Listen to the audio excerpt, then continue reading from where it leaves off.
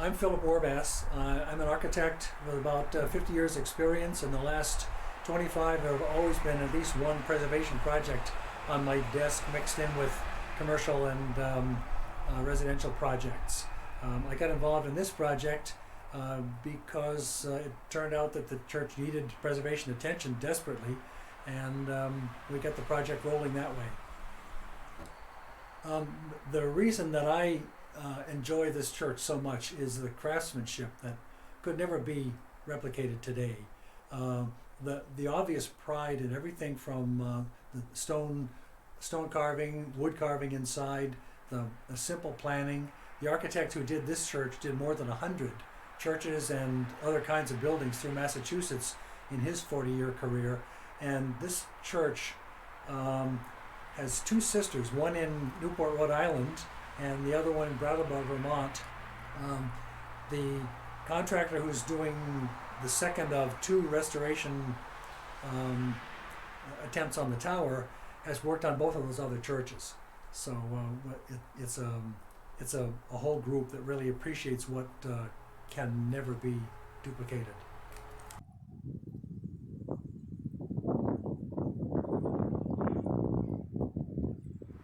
Gilbertville was started by George H. Gilbert, who was a mill owner in Ware. Ware grew up as a water-powered mill town, focusing mostly on textiles. And when they ran out of space to expand for another water power site, another dam, he bought 300 acres up in here in an area called the Harvard Gore, G-O-R-E. It's a deep ravine surrounded by these hills. And between 1860 and 1864, during through the whole Civil War period, he got 3 mills completely built, up and running, weaving wool fabric for a multitude of purposes, including probably Civil War uniforms. By 1867, he had the biggest mill, which you see down in the hollow there, and the company won World's Fair gold medal prizes for the quality of the various wool products that they made. The company flourished right up until about 1910. This little hamlet had a population of 2,000 people by then. By the 19-teens, it was beginning to fade. A lot of the industry went south. There was less demand for wool fabric, and by about the late 1920s, the family, the third generation, had died young, unfortunately. And the last of the senior Gilberts died, and the company just faded out by about 1930. Since then, the village has faded away. There was a tremendous flood in the 1938 hurricane that blew out the dam, and that was pretty much the end of it.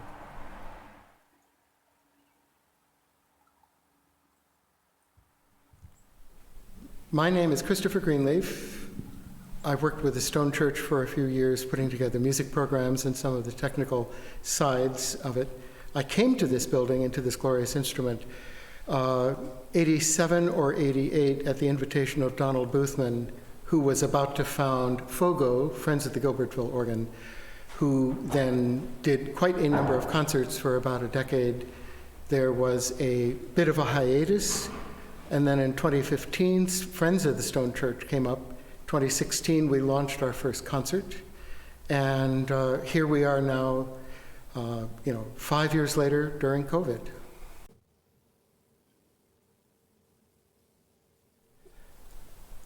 In the 1860s and 70s, the United States was finding its way back on its feet after a costly and dangerous and very sad Civil War.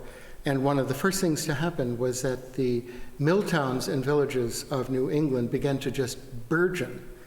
Out of that came a degree of wealth that not only built more mills and expanded the towns, but they had to build churches. And so in 1872, a congregation was founded here to build this building. Well, when you build a building like this, you've got to build an organ as well.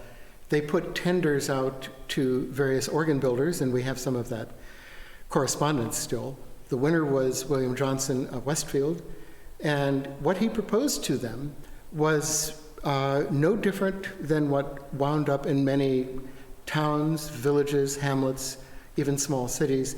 It was an organ straight out of the factory catalog, but of course with small changes they negotiated to reflect the needs of this church.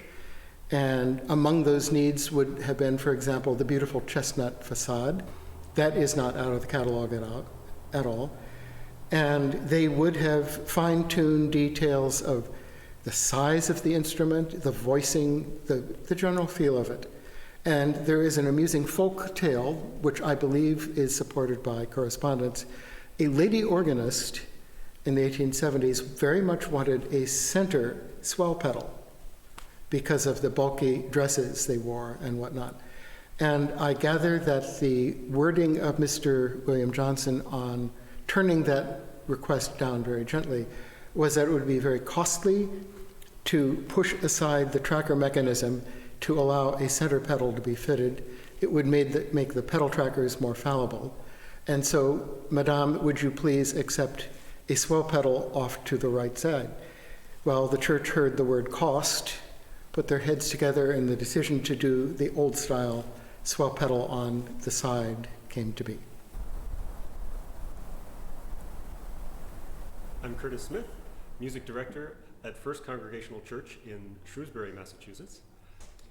Comparing an electro-pneumatic action to a tracker action, this one's quite a bit heavier than what I'm used to. What you get with an electro-pneumatic action on similar to the Cassavant that I play is a much lighter touch, and so there's a spring, but that's pretty much it. With this, yes, there's a spring, but most of what you feel is actually air pressure, and your touch matters a little more when you're playing a tracker action organ, because you can let that wind in just a little bit faster or just a little bit slower, depending on the touch that you would like.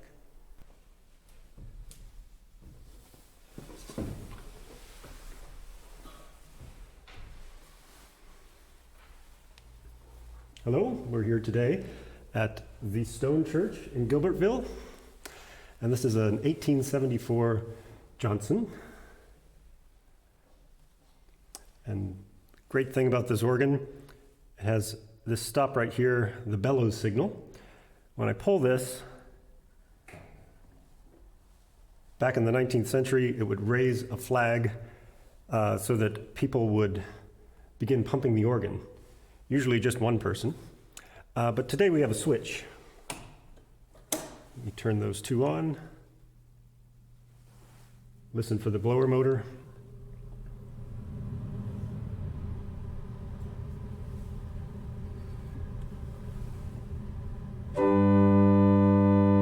And we get sound. So this is the open diapason.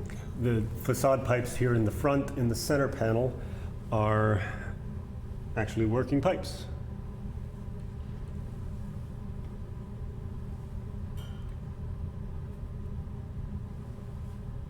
You can also activate stops by using these pedals. This is an early version of registration aids. This pedal on the left would be known as the piano pedal, and the pedal on the right would be the forte pedal.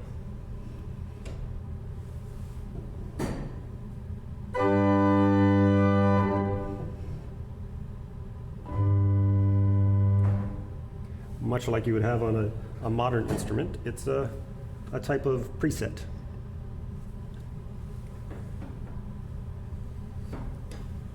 The great thing about mechanical action organs is when I couple swell to great,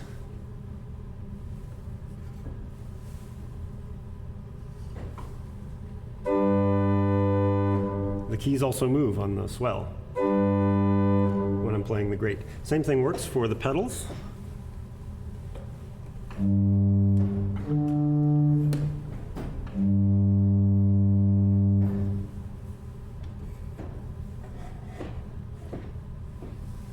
The pedal has its own 16-foot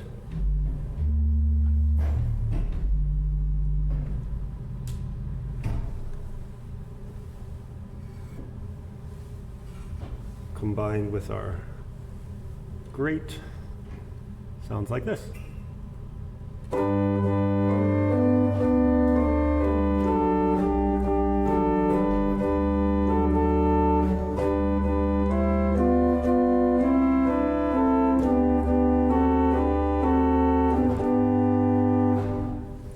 Using my forte pedal, let's go for full organ. Full organ requires all my couplers.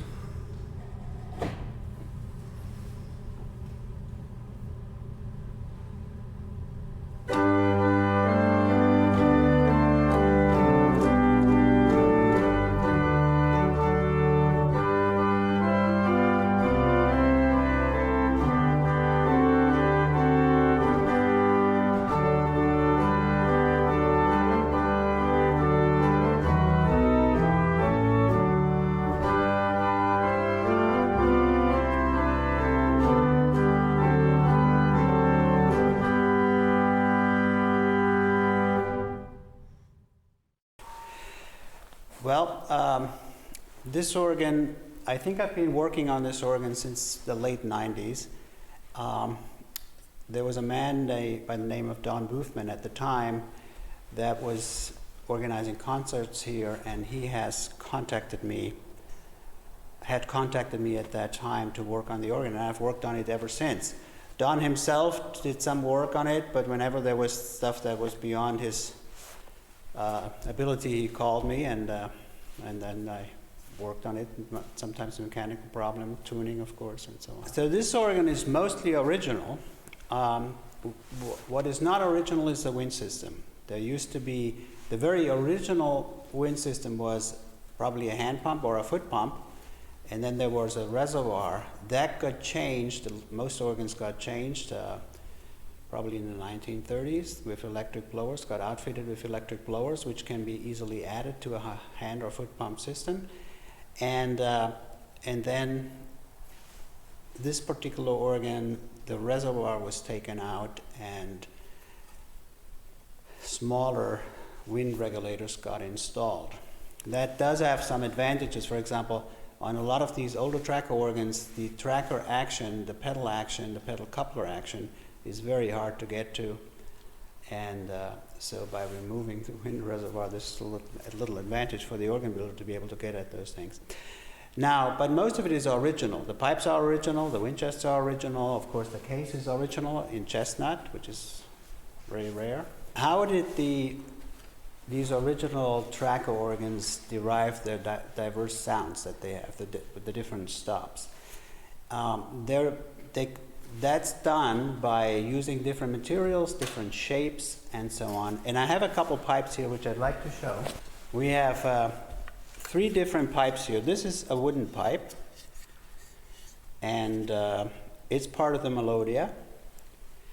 This is a tin pipe made from tin and lead alloy, which is part of the open diapason.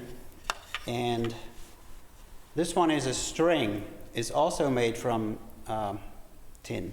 Now these all have the same pitch, but they don't have the same quality and the same volume.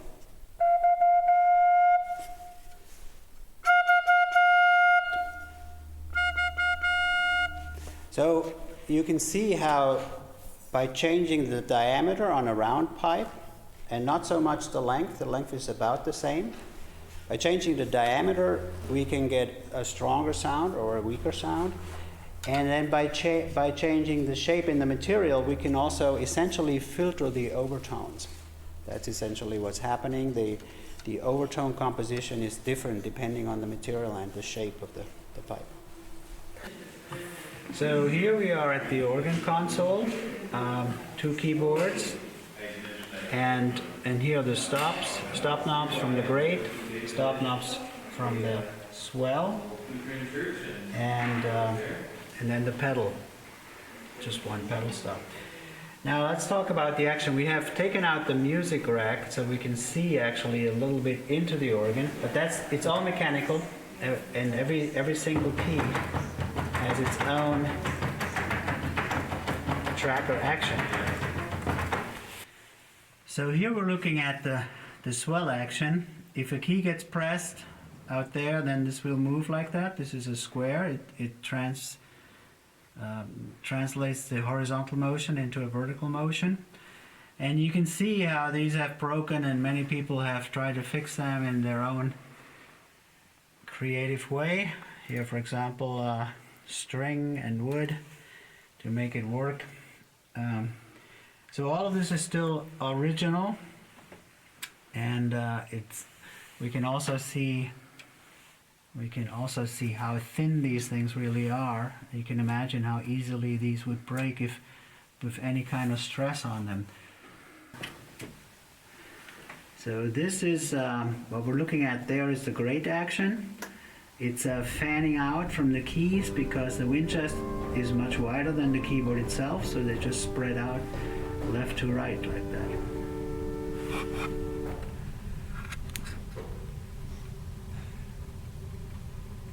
If I want something a little milder, I'll go for the swell, because I have over here to my right an expression pedal with a mechanical linkage. It's actually a giant wood tracker, similar to what you would see on the keys.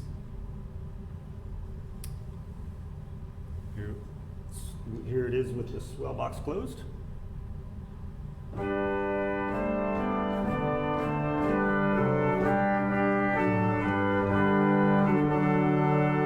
And folio.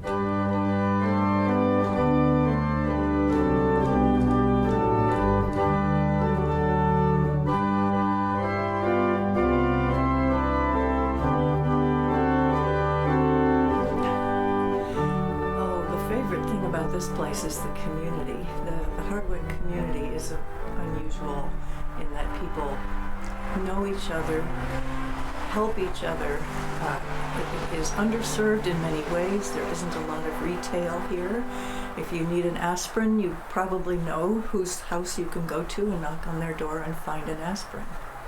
I think it's an absolute thrill and a joy to host the American Guild of Organists, the Worcester chapter, today, and to see the enthusiasm of your members for the music and for this instrument. We learn, every time someone steps up to the keyboard, we learn more about the instrument, and we share the joy of its offering. And the fact that we can make this a living work of art, that people can come in and continue, adds so much to the history of what we offer. It's a unique resource for this building, and it's a challenge for our organization. We have a commitment to have at least one major recital each year. Typically it's in the fall, and it's always named in memory of Donald Boothman. This was a tradition he started in favor of his friend David Huntress, who was the curator of the organ when Don came to Hardwick and was his great friend, and David died quite young, very tragically. And Don launched his concert series with his first concert being the David Huntress Memorial Concert. So this is our tradition that we now honor both David Huntress and Donald Boothman by having an organ concert every year. It is an honor of him. But we also try to feature the organ in many other programs, and one of the most popular happy experiences has been hosting Peter Krasinski's silent films, which are his own original improvised accompaniments to silent films of his choosing and our choosing, which we choose ones that aren't too scary and tend to have funny and family-oriented themes. So our next one will be Peter Pan, that we're releasing in January. But what Peter has told us is that he takes his cue in his original accompaniment from the audience. And the joy of having an instrument like this is that the best way to experience this as live music and interactive music with the artists. And there's just something special about live music that can't be recreated in spite of all the media and all the wonderful access that we have. So we welcome the internet, we welcome your interviews because they offer an opportunity to reach people far beyond New England. And at the same time, we invite that audience always to come and celebrate live music, with the organ being a crown jewel in that offering. Many of the people who come to the Stone Church are from the immediate area, Ware, New Braintree, Gilbertville here, Hardwick, of which this is a town. And I come from coastal Rhode Island. I'm a classical recording engineer. I've worked for close to 50 years recording mostly historic instruments. Pianos, such as the beautiful 19th century instruments at the Frederick Collection, a lot of organs. I work in Germany, Alsace, Netherlands, recording organs. And it was my fascination with the Stone Church Johnson that brought me up a second and a third, and now, I don't know, a 70th time to record the instrument, to help people program it, to find organists who have that rare ability to understand an instrument like this and to play it. One of the challenges for a place like the Stone Church, of course, is simply surviving beyond the function of a church. How do we appeal to people to come into this now secular space with its very clerical feel? Well, we have a beautiful parish hall named Boothman Hall after John Boothman, with even more beautiful acoustics than in here. And we are trying to become, if you will, a cultural center here. We hope to appeal to people who want to come to a place that has had a place in this community for just under a century and a half, and whose way forward could offer people a wonderful access to the way things once were, but relevant for our time.